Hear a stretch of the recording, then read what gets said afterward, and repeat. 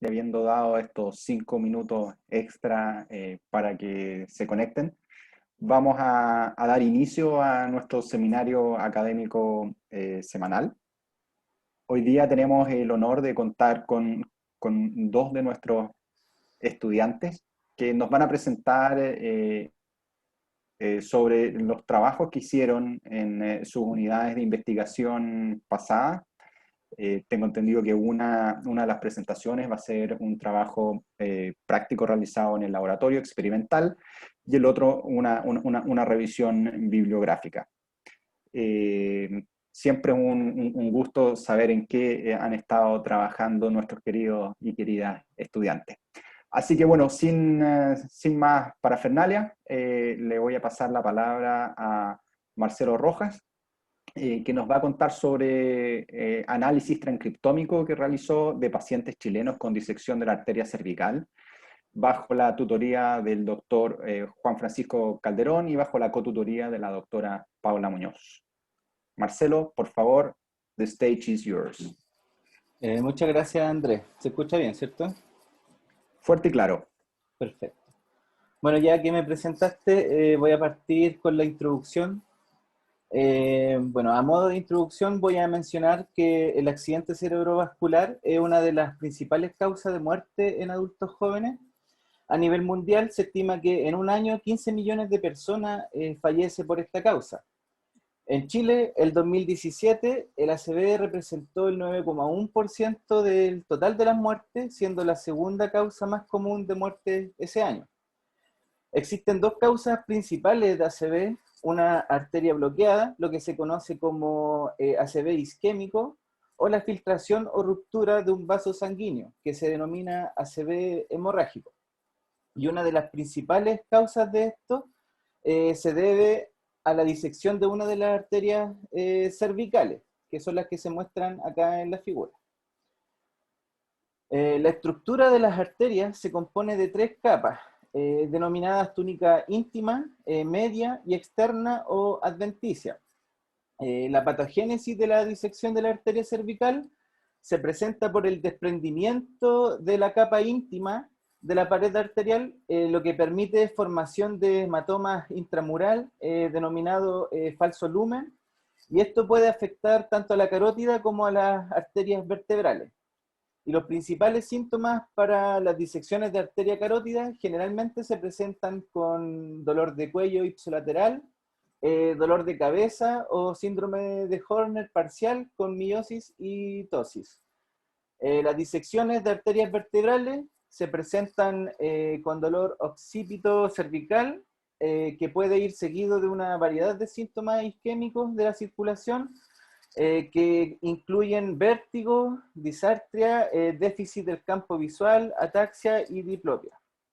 Bueno, y en cuanto a los determinantes genéticos que se han estado estudiando hasta ahora, estudios recientes nos brindan una idea del background de pacientes con disección de la arteria cervical, como por ejemplo un estudio de GWAS que muestra una variante del gen regulador 1 de la proteína fosfatasa y actina, que está ahí ese nombre, eh, que fue asociado con un bajo riesgo de disección de la arteria cervical.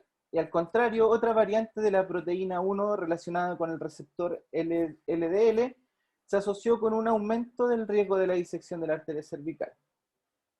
Por otra parte, se ha visto que patrones de expresión diferencial de microRNA son utilizados como potenciales biomarcadores en varias enfermedades agudas, ya que los microRNAs tienen la capacidad de regular la expresión de genes, y estudios recientes muestran que juegan un papel principal en varios procesos biológicos como el desarrollo, proliferación, diferenciación, etc. Sin embargo, hasta ahora no se han realizado estudios de microRNA en pacientes chilenos con disección de la arteria cervical. Solo hay algunos estudios descritos relacionados con ACV, infarto miocardial y aneurisma de la aorta, pero en otras partes del mundo. Y bueno, fue en esta línea de investigación que en el 2018 la doctora Paula Muñoz, en colaboración con el doctor Juan Francisco Calderón, mis tutores, se adjudicaron un Fondecir regular para estudiar o caracterizar genómicamente pacientes chilenos con disección de arteria cervical. Y una parte del proyecto tiene como objetivo poder caracterizar perfiles de genes y microRNA. Para esto se diseñó un estudio multicéntrico de casos y controles, del cual se obtienen muestras de sangre total, para poder, del cual se obtiene sangre total de ambos grupos de participantes, para posteriormente extraer RNA y enviar a secuenciar tanto RNA mensajero como microRNA. Finalmente, se deben realizar los análisis bioinformáticos para generar un transcriptoma con todos los transcritos que representan ambos grupos del estudio, y finalmente medir la expresión tanto de transcritos como de genes. Bueno, durante mi unidad de trabajo, trabajé en la etapa de extracción de RNA y en la parte de análisis de datos usando herramientas bioinformáticas. Bueno, y el objetivo principal de la unidad es caracterizar el transcriptoma de pacientes chilenos con disección de la arteria cervical, y los objetivos específicos fueron extraer RNA de muestras sanguíneas de pacientes chilenos con disección de arteria cervical, implementar un pipeline bioinformático para análisis de datos de RNA-seq o de RNA mensajero, e implementar un pipeline bioinformático para análisis de datos de small RNA-seq o microRNA, enfocado principalmente a los microRNA. En cuanto a la extracción de RNA, se utilizó un kit llamado MAC-MAX para aislamiento de RNA de tubos de sangre estabilizados. Bueno, aquí debo mencionar que esta fue la primera vez en mucho tiempo que no entraba a un laboratorio para trabajar en el mesón, y por esto mismo es que fue interesante trabajar en esta etapa de la unidad, ya que siempre había estado en la otra parte, que es los análisis de datos. Y bueno, de un total de 36 muestras que fueron procesadas entre los meses de diciembre y enero, obtuvimos una buena extracción en 25 de las muestras que forman parte del estudio completo, donde se está trabajando con 3 grupos diferentes, con grupos de pacientes con la disección de la arteria cervical, y además que tienen ACV y el grupo de control.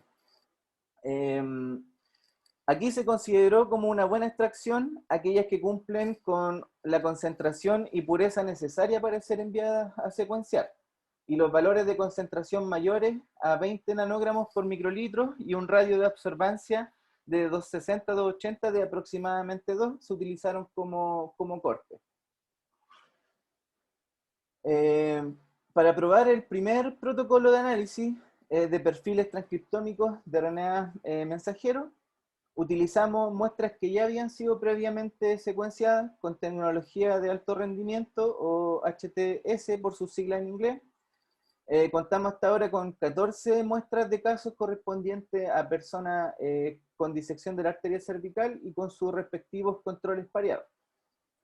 Estas muestras fueron secuenciadas a través de un servicio de secuenciación de RNA-seq del BGI, o el Instituto de Genómica de Beijing, donde ellos se encargan desde la preparación de la muestra hasta incluso algunos análisis bioinformáticos que componen el primer paso, que es el control de calidad de las lecturas de secuenciación y eliminación de restos de adaptadores de secuenciación. Bueno, y debo mencionar que estos datos en total utilizan aproximadamente 330 GB de disco duro, por lo que es necesario trabajar en el clúster HPC de nuestra universidad. El flujo de trabajo o protocolo a seguir para el análisis de datos RNA-seq es el más utilizado por la comunidad científica para este tipo de datos, y parte con el mapeo o alineamiento de lecturas contra el genoma humano usando el software GISAT. Luego se realiza el ensamble de transcritos con el software StringType, y con la opción Merge podemos generar el transcriptoma completo o de referencia, el cual será posteriormente utilizado para generar matrices de conteo por transcritos y genes para ambos grupos del estudio, y esto nos va a permitir estudiar perfiles de expresión diferencial. para lo cual utilizamos herramientas estadísticas desarrolladas en lenguaje de programación R, como la que presenta este mismo protocolo que se llama BalCount, o también podemos usar otras más conocidas como Dissect2. Como resultado de este primer paso del protocolo, podemos destacar que se obtuvo un buen porcentaje de mapeos únicos de lecturas de secuenciación sobre el genoma humano. Según otros estudios, un valor aceptable de lecturas que mapean en múltiples loci puede variar entre un 5 y un 40%. En este caso, el promedio de mapeos múltiples es de 25 en el caso de los pacientes con disección y 27 en el caso del grupo controle, quedando en promedio 32 millones de lecturas de alta calidad para cada muestra, lo que es muy buen punto de partida para los análisis posteriores.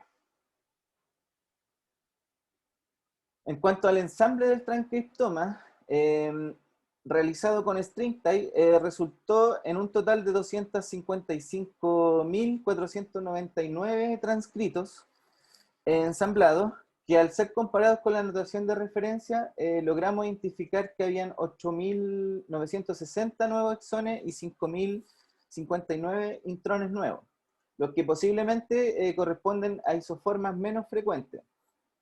Bueno, StringTie además permite identificar tanto la forma canónica del transcrito o del gen, como otras formas de splicing alternativo. Y además podemos identificar transcritos no codificantes que están representados con la letra I y para los intrónicos, y con la letra U para los que son desconocidos o intergénicos, y que nos podrían ser de interés para estudios posteriores. Una vez que ya tenemos los transcritos, podemos realizar el análisis de expresión diferencial, para el cual utilizamos el paquete de R-Dissect2. El resultado de este análisis mostró una baja cantidad de genes sobrerepresentados y subrepresentados en pacientes con disección de la arteria cervical. Se utilizó como corte un valor de tasa de cambio o fold chain de mínimo dos veces mayor o menor y un p-value ajustado menor a 0.05. Además, a través de un mapa de calor de los valores de expresión génica y un árbol de clusterización de distancia euclidiana, podemos ver que la correlación de los niveles de expresión génica es baja intragrupos. Solo hay un grupo de 3 pacientes con la patología que estamos estudiando que se diferencia del resto de las muestras, pero el resto se podría decir que son bastante similares en cuanto a su valor de expresión génica. Si vemos este grupo de 3 pacientes, podemos identificar aproximadamente 13 genes con valores de tasa de cambio y p-value ajustado significativo. Pero de esta lista, solo algunos genes están asociados a enfermedades, pero en ningún caso a la patología que estamos estudiando o que esté relacionada y que nos pudiera levantar algún tipo de interés. Bueno, se espera que cuando contemos con una mayor cantidad de pacientes secuenciados, logremos identificar patrones característicos de genes en más casos y poder utilizar estos para realizar un análisis como de correlación y redes de coexpresión con los microRNA, que es de lo que voy a empezar a hablar ahora. En cuanto al último objetivo, que era hacer un pipeline bioinformático para análisis de microRNA, se utilizó un pipeline automatizado que se llama MIRPRO, que fue instalado igualmente en el clúster HPC de la universidad. Bueno, este pipeline parte generando una referencia con una base de datos conocida de microRNA que se llama MIRBase, mapeando con NovoAlign, ese es el nombre del software, los microRNA maduros conocidos con microRNA precursores conocidos. Entonces se genera una referencia. Luego se realiza un colapso de las lecturas idénticas con el software FastDS Collapser, lo que permite eliminar redundancia y mejorar el rendimiento de mapeo de lecturas. Posteriormente, se mapea estas lecturas no redundantes contra precursores de microRNA conocidos y se cuantifica y se genera perfiles de expresión. Las lecturas no mapeadas en el paso anterior se mapean contra el genoma humano y utilizando herramientas bioinformáticas como RANDfold o RNA-fold, podemos predecir nuevos microRNA. Finalmente, las lecturas que no clasifican en ninguno de los pasos anteriores se catalogan con el software HTSec Count. Una vez instalados todos los prerequisitos de MIRPRO, lo probamos igualmente con muestras que fueron previamente secuenciadas, pero esta vez con la técnica de Small RNA-seq. Bueno, hasta ahora tenemos disponibles 12 muestras de pacientes con disección de la arteria cervical y solo 4 controles. En promedio, estas muestras tenían 27 millones de lecturas y el resultado del pipeline arrojó que en promedio todas las muestras, tanto de pacientes como controles, mapean más de un 82% en el mismo microRNA, que se llama HSA-MIR451A. Y solo el 6% mapea en otros microRNA. Bueno, este resultado no era el esperado y al hacer una revisión bibliográfica encontramos que este microRNA está ampliamente descrito como un marcador de hemólisis en muestras de plasma. Y nosotros, bueno, estamos trabajando con muestras de sangre y también es posible que hayan hemolizado y estemos viendo esta sobreexpresión de este único microRNA. Además, no logramos identificar microRNA sobreexpresados con valores de significancia estadística, como se puede ver en la siguiente figura, donde se incluye y no se incluyen microRNA más abundantes en todas las muestras. En este caso solo contábamos con 4 muestras controles y se compararon contra 4 de pacientes elegidos al azar entre las 12 que teníamos disponibles. Esto porque aún no contamos con la información de pareo de muestras, ya que es un trabajo que aún está en desarrollo y espero que cuando tengamos la información de pareo y una cantidad mayor de muestras secuenciadas, seamos capaces de identificar microRNAs que sean característicos de pacientes con la disección de la arteria cervical y ver la posibilidad de usarlos posteriormente como biomarcadores. En cuanto a las conclusiones, se logró extraer RNA de 25 muestras en la cantidad necesaria para ser enviado a secuenciar, con una concentración mayor a 20 nanogramos por microlitro y un nivel de absorbancia de aproximadamente 2. Se implementó el protocolo Gold Standard para análisis de datos RNA-seq en el clúster HPC de la universidad.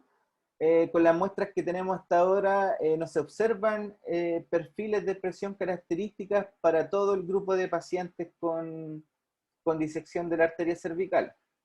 Y el resultado del análisis de microRNA con el pipeline implementado mostró que todas las muestras tenían un porcentaje alto de un solo microRNA, por lo que no logramos identificar una diferencia o perfiles característicos de expresión de microRNA en pacientes con la disección de la arteria cervical. Como proyección, esperamos que utilizando una mayor cantidad de muestras y los pipelines bioinformáticos que ya implementamos en el clúster, seremos capaces de lograr identificar perfiles de expresión génica característicos en pacientes con la patología y potencialmente usarlos como biomarcadores. También podríamos profundizar en análisis bioinformáticos como de correlación entre los niveles de expresión de microRNA e incluir el análisis particular de otros transcritos como long non-coding RNA. Y estudiar también el potencial de aplicar otras técnicas de secuenciación de RNA como single cell RNA sequencing, donde se tiene el potencial de identificar sobre subpoblaciones raras de células. Agradecer el trabajo de esta unidad a la doctora Paula Muñoz y su grupo, y al doctor Juan Francisco Calderón y su grupo, quienes me ayudaron mucho en esta unidad de investigación. ¿Preguntas? Gracias, Marcelo, por la presentación muy clarita. ¿Preguntas de la audiencia? Boris. Sí. Oye, Marcelo, súper buena tu presentación. Felicitaciones. Buen Gracias. ritmo y y cero nerviosismo, una mejora, Está una nervioso. mejora concreta con respecto a las presentaciones iniciales. Muchas gracias. Tengo dos preguntas principales. La primera, no me queda claro qué son los controles. Los controles ¿Quiénes? No qué. Claro, ¿quiénes? ¿Quiénes son claro, los son personas saludables que no tienen la patología, básicamente, Ok, son personas sanas. sanas, Ya, bacán. con características similares porque son pareados. Ya. Ok. Eso, sí. Sí, yo voy a aprovechar de meter la cuchara también. Muchas gracias, Marcelo. Solamente para complementar eso, son controles, como decía Marcelo, pareados, como bien dijo, por edad y sexo. Ya. Entonces, porque quiero tratar de entender por qué no observaste diferencias con respecto a las personas que tuvieron la condición, ¿cierto? Tú Claro. reconstruiste, para cada individuo reconstruiste el transcriptoma, ¿cierto? Entonces Cierto. tenías diferentes transcritos por persona, porque también nos contaste que encontraste exones nuevos. Entonces, lo que estoy visualizando es que cada persona individualmente tenía una colección diferente de mensajeros, Claro. ¿cierto? Y luego cuando hiciste la expresión diferencial, ¿qué comparaste? ¿Lo común, que era común a todos? ¿O comparaste este subconjunto individual que pudieran... Pienso que la carencia de diferencia es porque no estáis comparando peras con peras, necesariamente. Sí, entiendo tu pregunta. Aquí el total de transcritos ensamblados corresponde a una referencia del transcriptoma, o sea que estamos incluyendo todos los transcritos de todos los pacientes, y en este paso que mencioné aquí, en el paso 4, es donde nosotros generamos lo que se llama como un transcriptoma de referencia, o completo. Sería como el transcriptoma del experimento. El transcriptoma del experimento. Y ese es el que se utiliza para posteriormente volver a mapear las lecturas y generar los conteos. Ya, eso resuelve entonces mi duda. Entonces sí comparaste peras con peras y no encontraste... Y manzanas con manzanas, sí. Manzanas con manzanas. Y estas tres personas que son parecidas entre sí, ¿tienen características demográficas parecidas? ¿Son Mira, esa mismo? información no la manejo porque es información clínica y no tuve yo oportunidad de ver esa información, así que este es como un análisis en ciego para mí. Ya. Gracias. Doctor Encina. Hola Marcelo, yo también Hola, quiero Marcelo. felicitarte porque la presentación fue súper clarita, me gustó mucho cómo presentaste los datos, así que dedito para arriba. Pero no sé si me perdí, para hacer la expresión, los análisis de RNA-seq, ¿muestras de qué tomaron? Muestras de sangre total.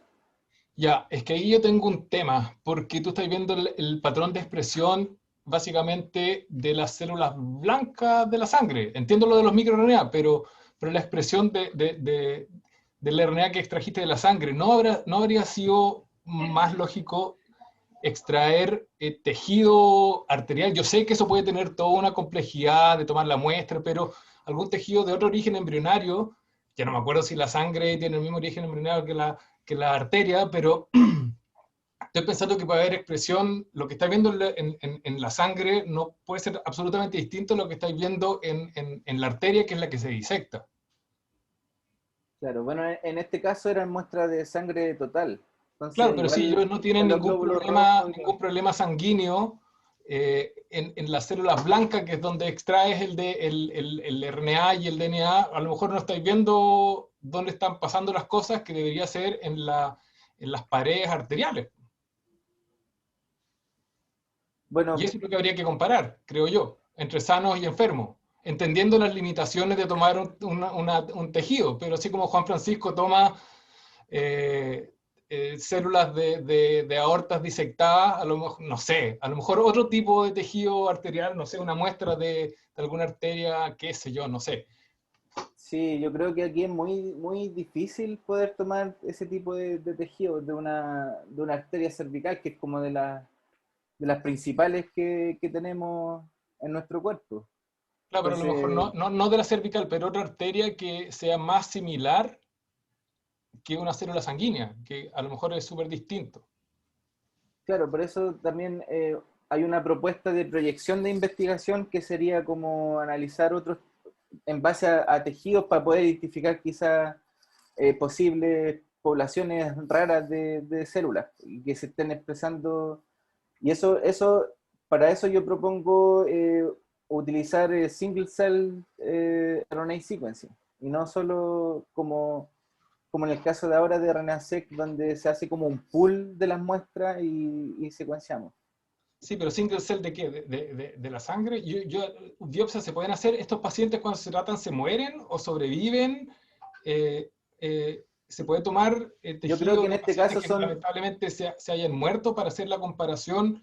No, es que en este caso son personas que no mueren, pues. O sea, tuvieron la disección, pero no tuvieron el ACV. Este es el grupo de los que no tuvieron ACV. Entiendo. Solamente pongo la preocupación porque no me extraña mucho que a lo mejor no encuentres muchas diferencias porque estás analizando tejidos que son distintos entre los sanos y los enfermos. O sea, Yo quiero seguir un poquitito la pregunta, a lo mejor para ayudar en la discusión también. Claro, Gonzalo está diciendo que a lo mejor no es el tejido correcto o que el efecto se ve diluido en el tejido porque obviamente hay bastante más sangre que los cambios que se puedan generar en la sangre producto de una ruptura en un lugar específico. En ese sentido, Marcelo, ¿hay tal vez algún modelo animal en el cual, de la enfermedad, en la cual sea más fácil tomar tejidos tanto de sanos como de enfermos para poder hacer el estudio sistemático, pareado, etcétera, etcétera? la verdad no se me ocurre si ya existe, pero yo pienso que se podría modelar en ratones. Los ratones igual tienen arterias, son similares en el genoma a nosotros. Pero la verdad no manejo muy bien ese tema de qué modelos podríamos usar, modelo animal. Porque veo muy difícil poder tomar muestras de controles que sean, sácame un pedazo de, no Sí, sé. pues por eso yo creo que el proyecto está planteado con sangre y no con tejido. Andrés, Paula tenía la mano levantada. Ay, perdón, no me apareció aquí. Paula, porfi. No, gracias. Sí, bueno, yo creo que así como comentaba Marcelo, que lo expuso súper claro, yo creo que este proyecto, el desafío que tiene justamente es tratar en el fondo, de llevarlo el resultado, ojalá que tuviéramos, ¿cierto?, a una aplicación muy práctica. Entonces nos pasó lo siguiente cuando lo planificamos inicialmente como Fondesit. Es que pensamos en tomar muestras de sangre periférica, que ese es un desafío, como planteaba también antes Gonzalo, es sangre periférica, ni siquiera es sangre cercana a la lesión, que pudiese ser incluso con más marcadores, bueno, pero es sangre periférica, que ya es un primer desafío, y no contamos con tejidos propios de las arterias carótidas o vertebrales porque no se hacen procedimientos en estos casos que nos permitan llegar a eso. Entonces, no está comparado ni tejido, ni tampoco sangre más cercana a la lesión. ¿Por qué? Porque no tenemos acceso a esas muestras. Efectivamente, estos pacientes están todos hasta ahora vivos, entonces tampoco es pensable en el fondo tomar autopsias u otras muestras. Entonces, yo creo que ese es un desafío del proyecto en el sentido que quisimos, pensando que pudiésemos tener algún resultado, tomar muestras de sangre periférica que hicieran el resultado muy aplicable a la práctica. ¿A qué voy con esto? En el fondo que si hubiese una diferencia en el marcador periférico, que entiendo que es difícil, así como lo planteaban antes, que nos pudiera indicar con una simple muestra de sangre periférica, tanto diagnóstico como pronóstico en un grupo de pacientes que tiene esta condición. Esa era la proyección del proyecto. Entonces, es un desafío sin duda porque, claro, puede ser que no encontremos nada en sangre periférica porque no hay suficientes marcadores, porque quizás no es el mejor lugar para medirlo, pero esa era un poco la intención. Y lo último es que en este grupo de pacientes, más allá del tejido mismo y los cambios estructurales que puedan tener en las arterias, se ha descrito un proceso inflamatorio, que pensábamos que eso podía ser reflejado, ¿cierto?, en sangre periférica con leucocitos, por ejemplo, que estuvieran detectados en esas muestras. Eso. Gracias, Paula. Veo que hay mucho entusiasmo, veo manos levantadas. Tratemos de hacer un par de preguntas cortitas. Había visto a Lindbergh y a Eduardo. Si quieren, pueden preguntar, Eduardo Durán, si quieren, pueden preguntar ustedes y Boris, después podemos seguir en otro momento una discusión más extensa con Marcelo y Paula, y a lo mejor se nos ocurre alguna idea brillante para complementar en el proyecto. Lindbergh, ¿partís tú? Sí, sí, me gustó la presentación, Marcelo, gracias. Algo cortito, de pronto para acotar un poco más la muestra, ya que trabajaron con sangre completa, ahora de pronto se podrían centrar en concentrado de plaquetas, o glóbulos rojos, o glóbulos blancos, y de pronto ahí encontrar un marcador novedoso, solamente eso. Gracias. Gracias, Lindbergh.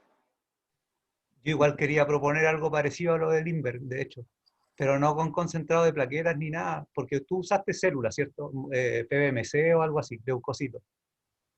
Pero O sea, plasma o vesículas, no, es sangre total de lo que se utiliza, no, sin separar nada. sin separar nada. Estabilizada, Ah. se supone que sacan la muestra y la estabilizan con un Entonces, kit por eso el especial. problema con el microRNA. Pero podrían probar plasma o suero o exosomas, por ejemplo, porque ahí van a ver algo sistémico que les convendría si ustedes están usando sangre periférica y no algo cerca de la lesión. Podría ser mejor. Gracias, Eduardo, por la sugerencia. Bueno, gracias. Me encanta el entusiasmo y cómo la gente de los distintos campos quiere ayudar con su background a un brainstorming, que en este caso particular, digamos, podría ser súper interesante. Pero en honor al tiempo vamos a continuar con la siguiente presentación. Eduardo, porfa, baja la manito. La siguiente presentación la va a dar también otro estudiante, Juan Carlos Rubilar, y nos va a contar un poco sobre el título en inglés, dice Viruses, the Silent and Deadly Trap of Honey Bees, y este trabajo lo estuvo realizando bajo la tutela de la profesora Cristina Xu en el Centro de Medicina Regenerativa. Así que bueno, Juanca, the stage is yours, por favor. Y para responder la clásica pregunta, sí, se ve. Perfecto. Sí, estoy arreglando un par de cositas más que tengo problemas con ocultar el video. Ahí sí, ya ahí lo puedo hacer. Ya. Bueno, muchas gracias por la presentación, Andrés. Y sí, nosotros con Cristina trabajamos en un review particularmente por todo el tema de la pandemia. Y lo que les voy a presentar ahora es el primer capítulo de este review, que se titula Virus, la silenciosa y mortal trampa de la abeja melífera. Creo que no avanza. Ahí sí. Bueno, primero es importante destacar el valor de la polinización de la abeja melífera y el impacto que esta tiene en la economía. Por lo tanto, ¿qué pasa con el precio promedio de producción de miel natural a nivel mundial? Entonces nosotros en este gráfico lo que podemos ver es la valoración de la producción por tonelada de miel, que se concentra particularmente en los países europeos, siendo Suiza y Noruega los líderes de la valoración más alta. Por lo tanto, la producción total de los productos de la abeja se estima que es de aproximadamente 215 billones de dólares por año en todo el mundo, y en donde la producción del 84% de las especies cultivadas en Europa se debe a los efectos polinizadores de las abejas melíferas. Bueno, acá en esta figura se realizó una revisión sistemática en cuanto al valor estimado de la abeja melífera versus las abejas silvestres, que la que podemos ver acá por dos colores, abeja melífera en café, abeja silvestre en verde. Y se estimó un valor alto de abeja silvestre, pero en el caso de cultivos de calabaza y cerezo dulce, a diferencia de la almendra, en donde hay un mayor valor nacional total atribuible a la abeja melífera. Por lo tanto, un poco para entender el concepto de polinización, este se define como la transferencia de polen que lleva el gameto masculino delantero de una flor al estigma de esta, y de esta forma se produce la germinación y fecundación de los óvulos de la flor, dando lugar a la producción de semilla y fruto. Dentro de la relevancia de la abeja mielífera, es importante destacar que es sumamente relevante para la reproducción sexual de muchos cultivos y plantas silvestres. Apis mellifera es considerado uno de los polinizadores más valiosos de los monocultivos en todo el mundo. Y acá lo que podemos ver particularmente es que debido a que las actividades de los apicultores en Apis mellifera se ha extendido a todo el mundo y eso permitió que se hicieran análisis filogenéticos basados en ADN nuclear y en marcadores mitocondriales que respaldan fuertemente la agrupación de 3 grupos distintos: las abejas que harían cavidades, las abejas que son un poco más gigantes y la abeja enana. Ahora bien, dentro de una colmena constituida, los principales actores encontrados son la abeja reina, la abeja trabajadora y el zángano. Dentro de la colmena solo existe una abeja reina y su trabajo principal es poner los huevos y presidir la colmena. Se encuentran también las abejas obreras y estas son todas hembras y su función particular es recolectar los alimentos, el agua y cuidar también las larvas. Por último encontramos a los zánganos, los cuales son los únicos machos de la colmena. Por lo tanto, viven en una colmena aproximadamente entre 300 y 500 zánganos, una sola abeja reina que pone aproximadamente 6.000 huevos y activamente se ha visto que viven aproximadamente 80.000 abejas en esa colmena. Sin embargo, la colmena no siempre se encuentra activamente en este equilibrio y una de las mayores amenazas de la abeja mielífera es el trastorno de colapso de colonia. Pero es importante primero entender cómo se define este CCD. Se define como una rápida disminución en el número de abejas obreras, que esto usualmente ocurre en primavera después de la hibernación. No hay evidencia de abejas muertas observadas dentro o alrededor de la colmena, y además existe una ausencia de signos clínicos de enfermedad. Aquí en este gráfico se puede ver la evolución del número de colonias en Estados Unidos, y con la entrada de Varroa destructor aproximadamente en el año 1982, se vio un rápido descenso del número de estas colonias, impactando fuertemente signos claros de este CCD. Y además se ha visto que desde el año 2010 han permanecido constantes las pérdidas totales anuales gestionadas de colonias de abejas en Estados Unidos. Pero entonces, ¿cuáles son las potenciales causas del CCD y cuál es el impacto que pueden tener las infecciones virales? Una de las causas iniciales del declive de la abeja fue el uso de pesticidas, como podemos ver acá en la figura, extendido desde la Revolución Verde de los años 60 hasta la actualidad. Además se ha visto una pérdida de biodiversidad vegetal y animal, y los monocultivos intensivos han provocado que la recolección de néctar y polen sea menos variada, generando en el fondo desnutrición y debilitamiento del sistema inmunitario de la abeja. Por último, tenemos a parásitos y microorganismos. Uno de los más relevantes es el parásito Varroa destructor, que en el fondo lo que hace es debilitar el sistema inmunitario y también actúa como un vector de múltiples virus.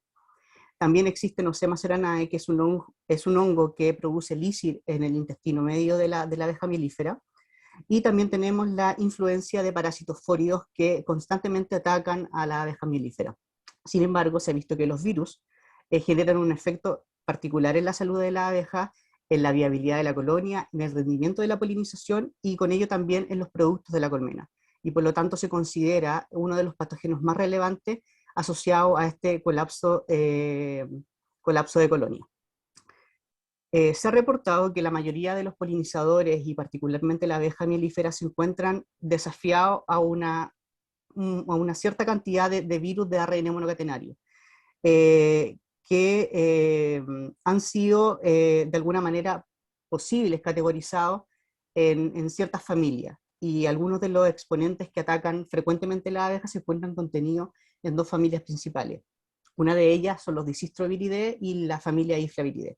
Sin embargo, existen también otras familias asociadas a estas infecciones en la abeja, y entre ellas encontramos también a la familia Timoviridae, que también en similitud de los Disistroviridae y los Iflavirus tienen un genoma de ARN, pero también se encuentran virus un poco menos caracterizados e identificados, que son virus con genoma de ADN bicatenario, y entre ellos encontramos las familias Baculoviridae e Iritoviridae.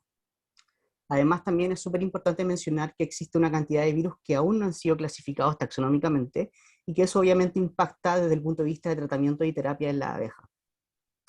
Dentro de los virus que nosotros encontramos clasificados, es importante determinar cuáles son las principales rutas de transmisión, y una de ellas es la transmisión vertical, Este es un mecanismo clásico en las abejas, en donde se produce la transmisión desde la abeja reina hacia los huevos y posteriormente hacia la progenie de otras abejas, y particularmente porque el título viral se concentra en el tejido ovárico de la abeja reina y también en el semen del zángano.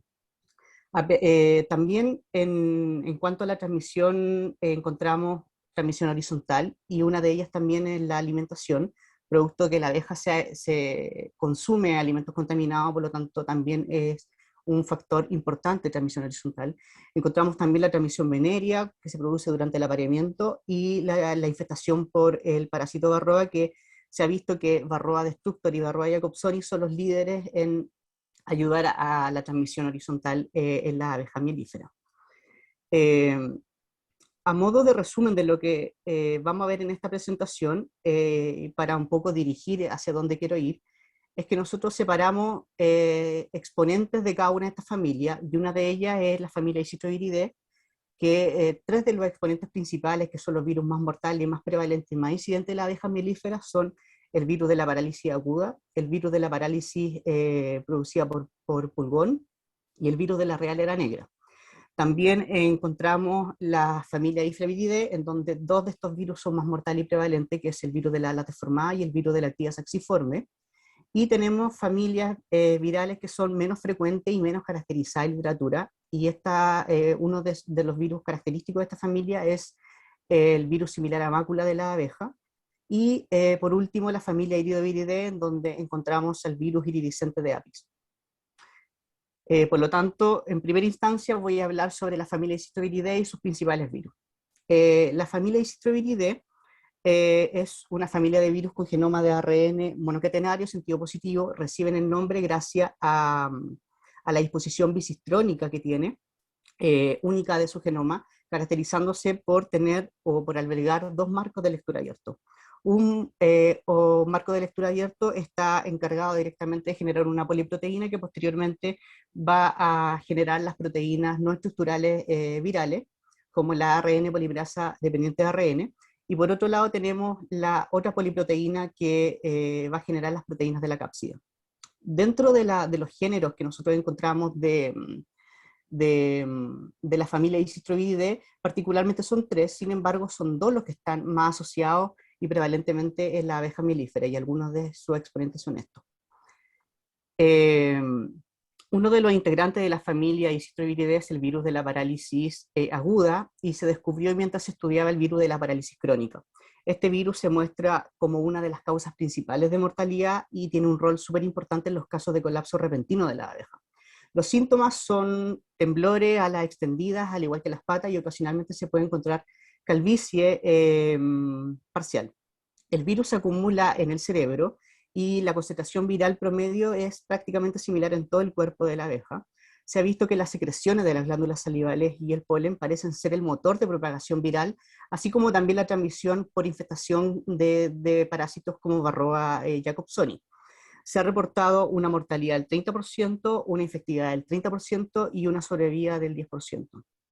Y en este gráfico nosotros podemos ver el nivel de infección con ABPV en colonias de monocultivos que están definidas por barras azules y policultivos que son las barras naranjas. Y se realizaron comparaciones por pares entre los meses de marzo a mayo, en donde el nivel de infección por ABP fue mayor en grupos poliflorales, probablemente porque la diversidad favorece el esparcimiento viral. Otro de los exponentes de la familia Isidroviridae es el virus de la parálisis letal de pulgón, que este es un patógeno identificado y caracterizado en Sudáfrica, y ha sido asociado a una disminución de los pulgones y de las abejas mielíferas. Se ha evidenciado que las plantas actúan como reservorio de estas partículas virales para los áfidos. Sin embargo, los virus se mantienen como vectores pasivos circulantes, como podemos ver acá en la imagen, que en el fondo el pulgón está succionando desde la planta. Y eso en el fondo permite que se transmita horizontalmente hacia los pulgones, y el pulgón, al tener interacción con otros insectos, también produce infecciones secundarias. Esta es una estrategia muy clásica que utilizan los cripavirus, con el objetivo de aumentar su transmisión, de aumentar la supervivencia y obviamente la expansión. Acá en este diagrama podemos ver el ciclo de transmisión del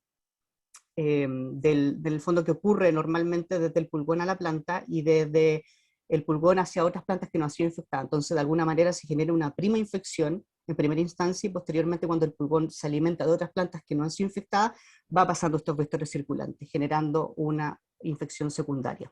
En cuanto a la transmisión, se ha visto que existe una interacción bastante importante entre uno de los depredadores principales de la abeja melífera, que es Vespa velutina nitrigorax, que se ha visto que tiene interacción directa con estos pulgones y posteriormente interactúa y como uno de los depredadores clásicos de la abeja melífera, permite el esparcimiento viral hacia las colmenas.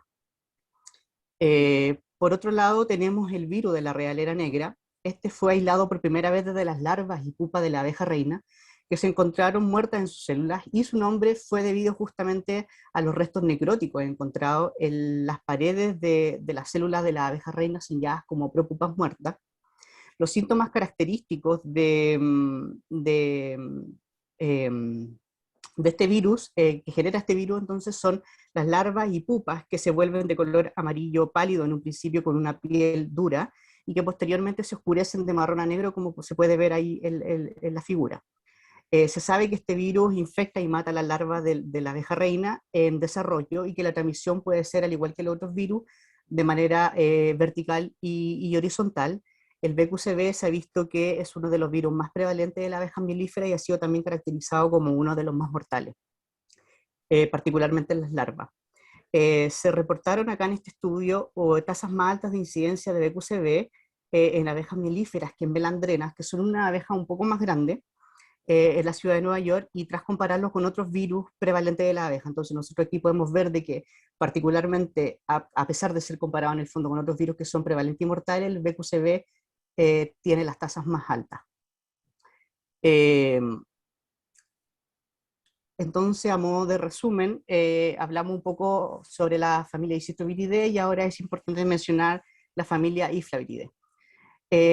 Esta familia consta de un genoma de ARN no segmentado de sentido positivo y con un único marco de lectura abierto, por lo tanto se produce en una única poliproteína que posteriormente se escinde, generando las proteínas estructurales y no estructurales. Algunos de los virus más característicos de la familia Iflaviridae es el virus de las alas deformadas y el virus de la cría saxiforme. Por lo tanto, el virus de las alas deformadas tiene tres fenotipos característicos que se definen particularmente como variantes: variante A, B y C. Es importante mencionar que la variante B en primera instancia se denominó como virus tipo 1 de Varroa destructor, principalmente porque fue aislada de Varroa destructor. Pero posteriormente se obtuvieron desde colmenas de abejas melíferas del Reino Unido, se pudo también aislar esta variante, por lo tanto se renombró de alguna manera. Se ha visto que esta variante, la variante B, domina las infecciones por el virus de la ala deformada, es mucho más mortal que las otras, y se caracteriza particularmente por tener alas vestigiales arrugadas y sin utilidad, además de la abeja presentar un abdomen hinchado, parálisis en las patas y alas, y una disminución también del tiempo de vida útil de la abeja obrera y de los zánganos. Se puede encontrar en secreciones glandulares y en células epiteliales del intestino medio y posterior, también en cerebro y en órganos reproductores de la abeja.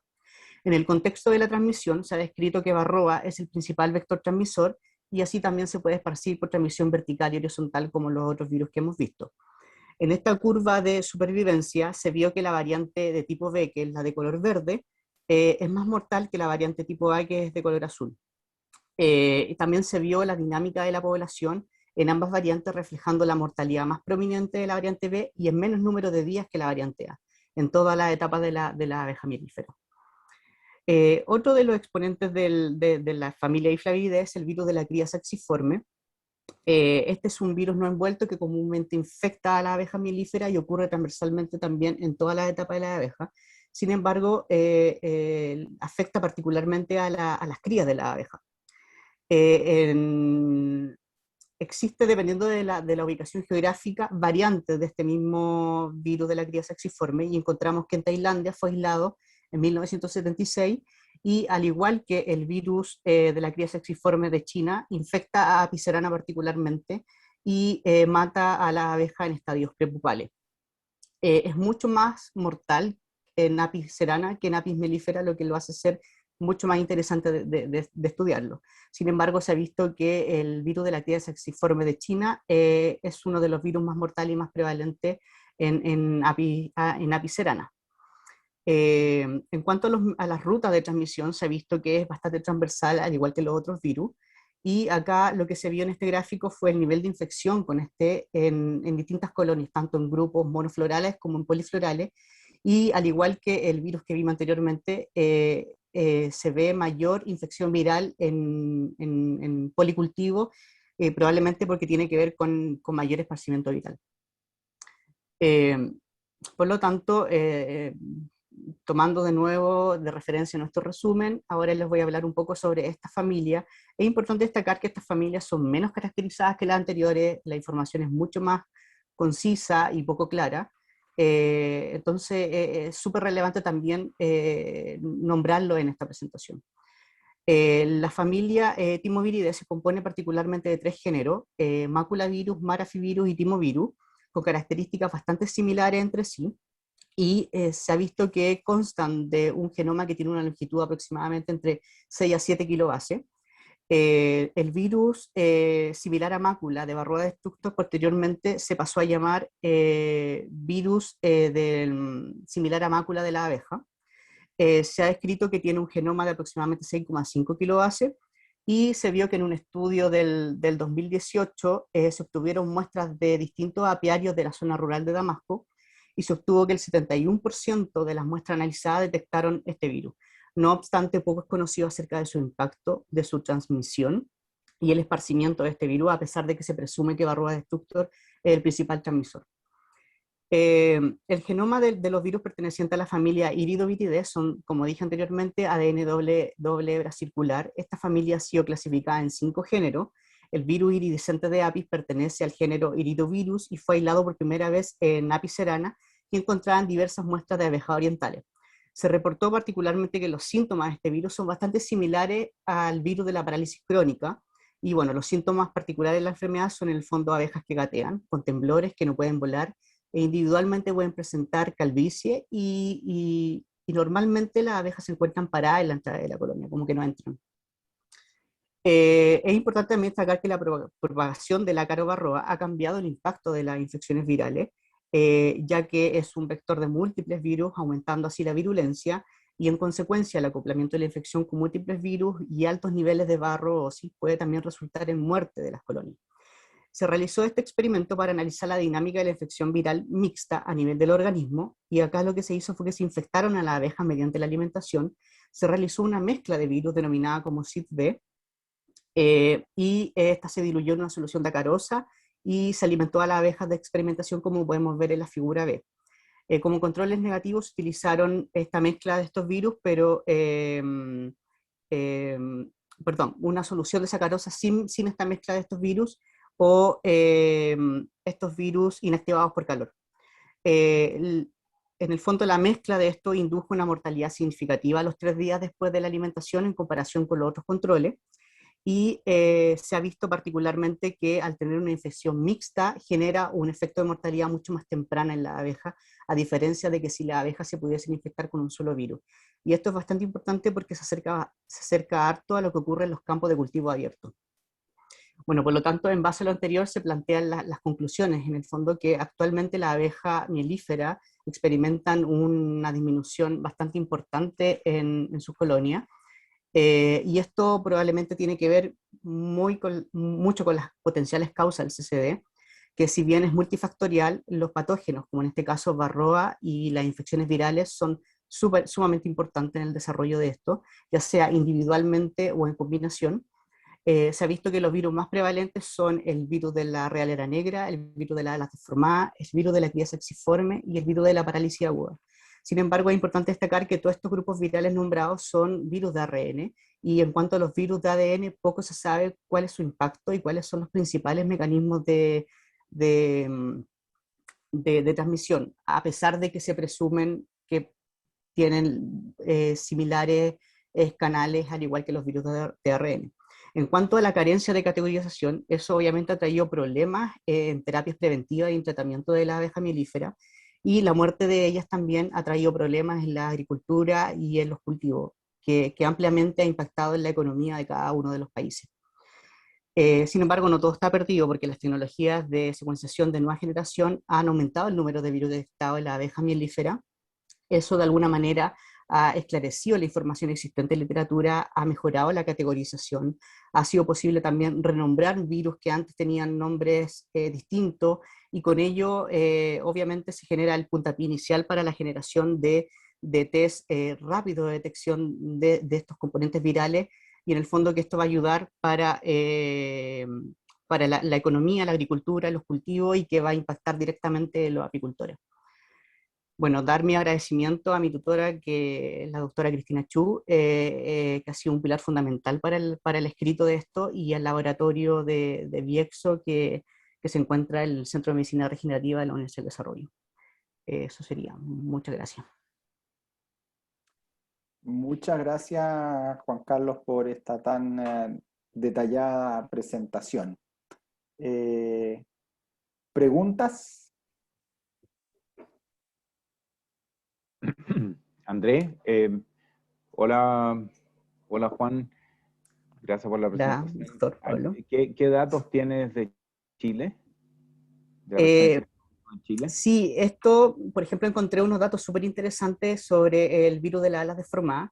Se ha visto que en Occidente, particularmente, es mucho más prevalente y mortal la variante B, como lo vio en la presentación, pero en Chile eso cambia bastante, y es más prevalente la variante A.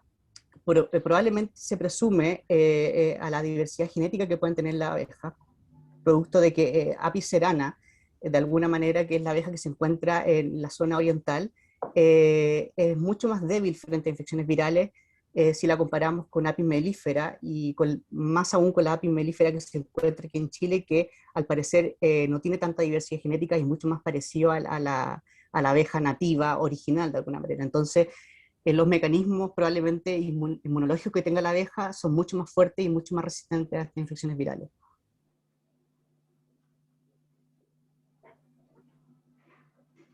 Hay que estudiar la genética de las abejas locales versus las europeas para encontrar la clave.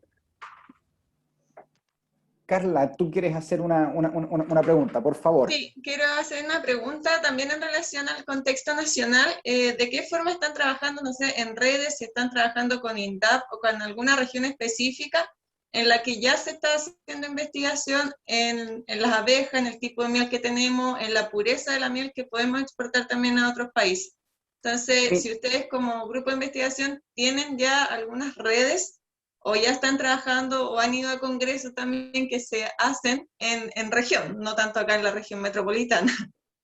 Claro, mira, yo eso desconozco un poco la información, porque en el fondo nosotros lo que hicimos fue recabar información de literatura. Yo no he trabajado en campos de experimentación o en cultivos de abeja, entonces esa información la manejo un poco menos, pero hasta donde sé, en el sur de Chile es bastante importante lo que se ha hecho, sobre todo en colaboración con la Universidad Austral, en donde no solamente se estudia la abeja mielífera, sino que también se estudia a los polinizadores como tal, al todo grupo de polinizadores, y eso encontramos moscas, picaflores, abejorros, avispas, y obviamente está impactando particularmente la asociación que tiene con los monocultivos. Los monocultivos han bajado considerablemente la biodiversidad, y eso obviamente trae problemas con este colapso de colonia. Y este colapso de colonia, como lo dije a lo largo de la presentación, también impacta en el producto de la abeja. Entonces, claramente ahí existen deficiencias súper claras, pero no te puedo dar más información específica sobre cuáles son los grupos y redes de conexiones en los que se trabaja y cómo es en el fondo la exportación de estos productos de las abejas como tal hacia afuera. Maybe Chris, you want to add something else?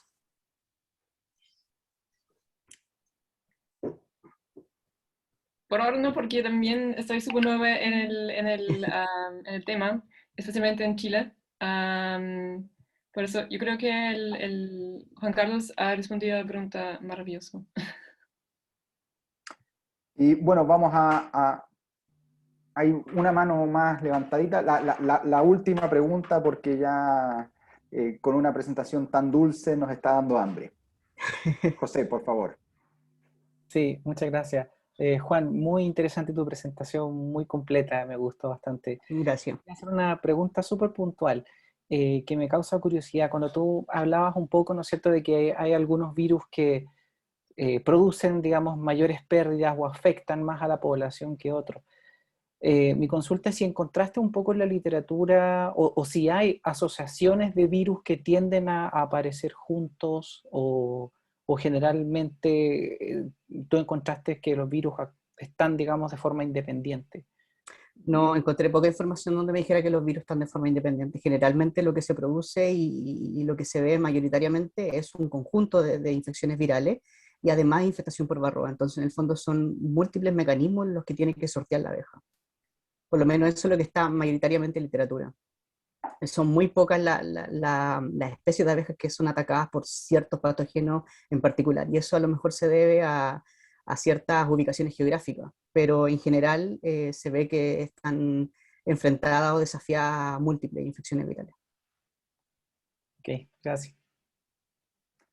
Bueno, muchísimas gracias tanto a Marcelo como a Juan Carlos. Ambas presentaciones fueron muy claras, así que orgullosos de nuestros queridos estudiantes del programa. Sí, aplausos ahí veo dentro de la audiencia. Siendo la 1:06, cerramos este seminario académico y los dejamos invitados para los próximos que estarán difundidos próximamente a través de los canales de costumbre. Así que ya, pues, gustazo, nos estamos viendo, buen provecho.